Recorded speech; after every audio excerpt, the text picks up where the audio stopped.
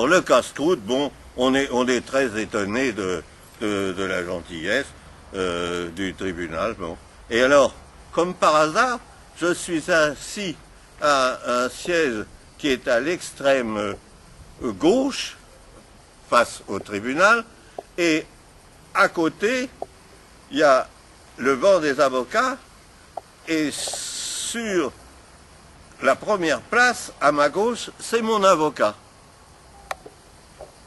Et il s'adresse à moi, il me dit, vous êtes Paul Thueux? Oui. Alors je suis votre avocat, maître Untel. Bon, on pouvait parler puisque c'était mon avocat et qu'il y avait une interruption à cause des casse-croûtes. Et il me dit, je vais essayer, avant que l'audience ne commence, je vais essayer qu'on retire l'acte d'accusation qui est contre vous de constitution de groupe de francs-tireurs. Parce que c'est très grave, il faut absolument que je réussisse à ce que cet acte d'accusation soit supprimé pour vous.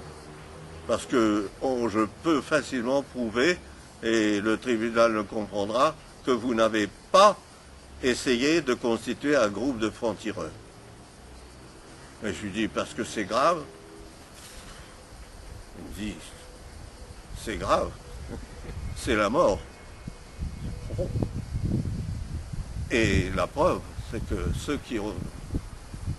Vogler, par exemple, a eu une deuxième condamnation à mort pour constitution de groupe de francs-tireurs. Une première pour des... Bon. Et on verra ça en fonction. Alors, on termine, et à ce moment-là, le procès commence. Il commence par l'interrogatoire de Jean-Claude Chabannes, le nom, prénom, etc., interrogatoire d'identité. On lui pose des questions sur la finalité de ce qu'il faisait, à quoi voulait-il en arriver. Et Jean-Claude dit la vérité. Il dit, nous avons pensé que peut-être les troupes alliées franco-anglaises réussiraient à revenir sur le sol de France pour essayer de chasser les Allemands que nous considérons comme des ennemis parce qu'ils ont envahi notre sol. Nous ne sommes pas des anti-allemands, mais nous sommes contre le fait de l'envahissement de troupes étrangères sur notre sol. Alors, bon, on lui pose encore d'autres questions auxquelles il répond. Et puis, il y a quelqu'un qui sort d'une pièce et qui vient et qui pose devant un assesseur un grand tube blanc. L'assesseur prend ce tube, le débouche et sort du tube une grande feuille blanche, immense. Moi, elle m'a paru immense. J'ai eu l'impression qu'elle faisait au moins 1,50 m sur 80 ou 90. Ça me paraissait immense, cette feuille-là. Et le président dit, ah, voilà ce fameux plan du terrain d'aviation de Corbeil. Et l'assesseur lui dit, oui, monsieur, oui, général, ou oui, monsieur le président, j'en sais rien. Il dit, oui, c'est ça. C'est le plan du terrain d'aviation de Corbeil. Alors, monsieur Chabannes, vous reconnaissez votre plan? Bien sûr, je ne peux pas le nier. Il y a mon écriture dessus et tout. Oui, c'est le plan du terrain d'aviation de Corbeil que j'ai établi. Voilà. Et alors, les trois juges se penchent sur le truc. Oh, dit le président, mais c'est très intéressant. Vous avez indiqué vos indicateurs. Vous avez indiqué vos indicateurs.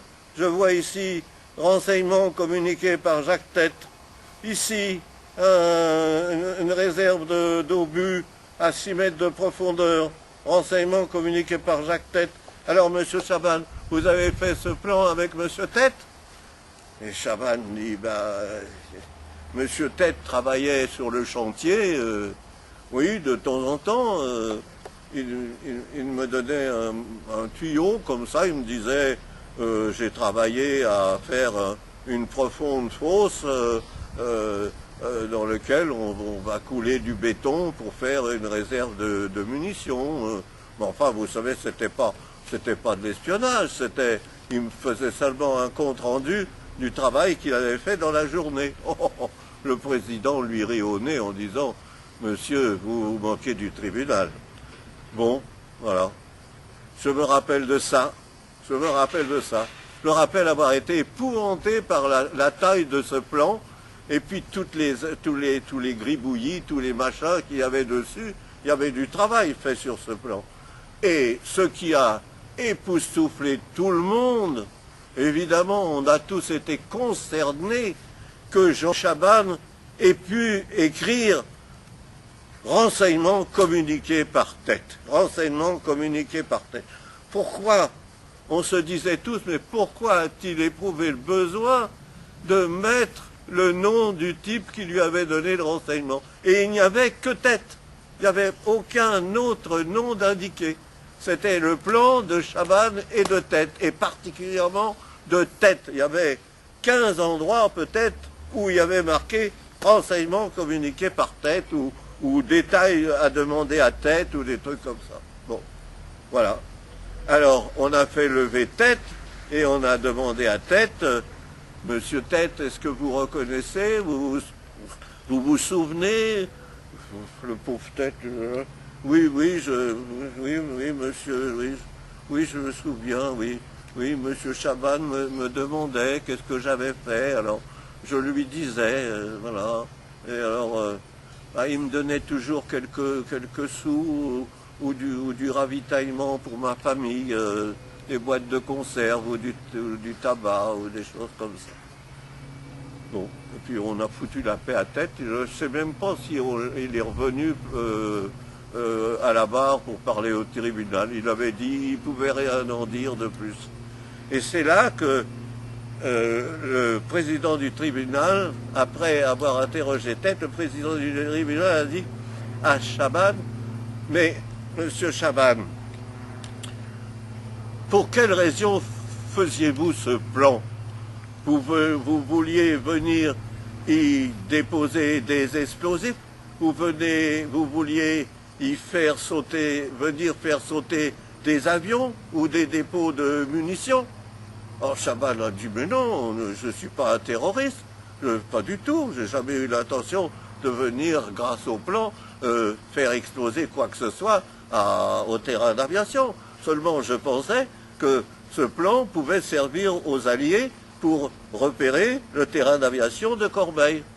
Et le président lui a dit, mais comment ça, le plan aux Alliés? Vous avez réussi à faire parvenir ces plans aux Alliés? Ah, Chaban a dit, oui, j'ai tout fait pour que les Alliés aient ce plan.